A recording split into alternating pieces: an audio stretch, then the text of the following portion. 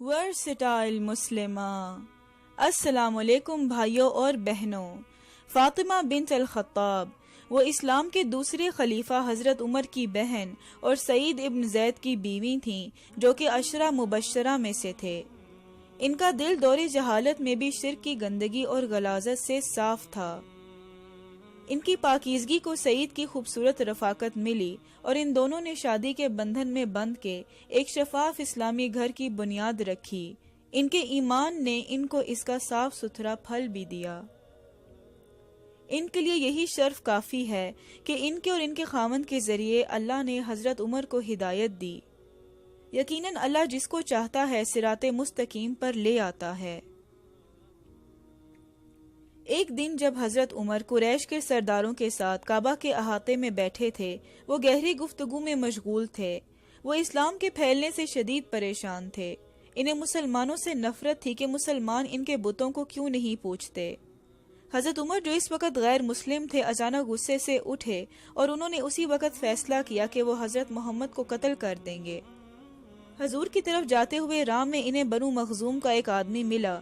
اس نے حضرت عمر کے چہرے پر غصے کے انگارے دیکھے تو پوچھا، عمر کہاں جا رہے ہو؟ حضرت عمر نے کہا کہ وہ محمد بن عبداللہ کو قتل کرنے جا رہے ہیں تاکہ تمام عرب ان کے فتنے سے بچ جائیں۔ اس شخص نے کہا، کیا تمہیں لگتا ہے کہ عبد المناف کا قبیلہ تمہیں محمد کو قتل کرنے پر چھوڑ دے گا؟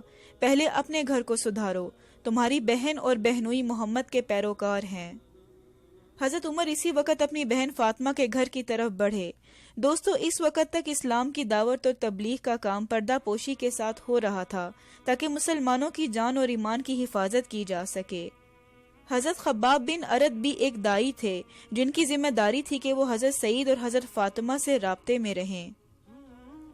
جب حضرت عمر فاطمہ کے گھر کے دروازے پر پہنچے، انہیں اندر سے کچھ بڑبڑاہٹ کی آواز سنائی دی اور انہوں نے زور سے دروازہ کھٹکھٹانا شروع کر دیا۔ حضرت خباب تیزی سے گھر کے ایک کونے کی طرف بھاگے اور چھپ گئے۔ حضرت فاطمہ جلدی سے قرآن کا نسخہ چھپانے لگیں اور حضرت سعید نے دروازہ کھولا۔ حضرت عمر نے فوراً پوچھا، یہ کیا آوازیں تھیں جو میں نے سنی؟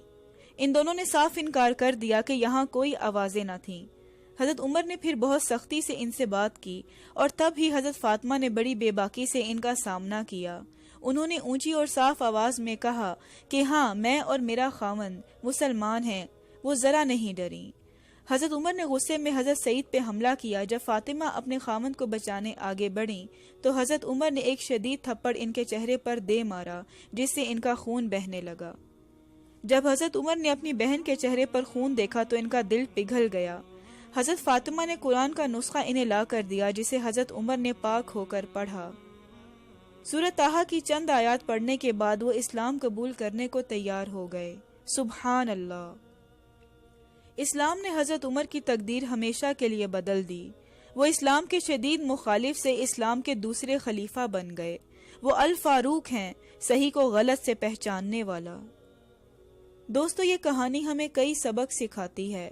ہم سب کے آس پاس ایسے کئی لوگ ہیں جو اسلام سے بہت دور ہیں۔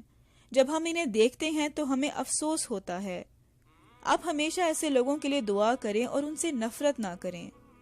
انہیں اسلام کی خوبصورتی کے متعلق سکھائیں، ان سے اچھے سے پیش آئیں اور ان پہ فتوے مت دیں۔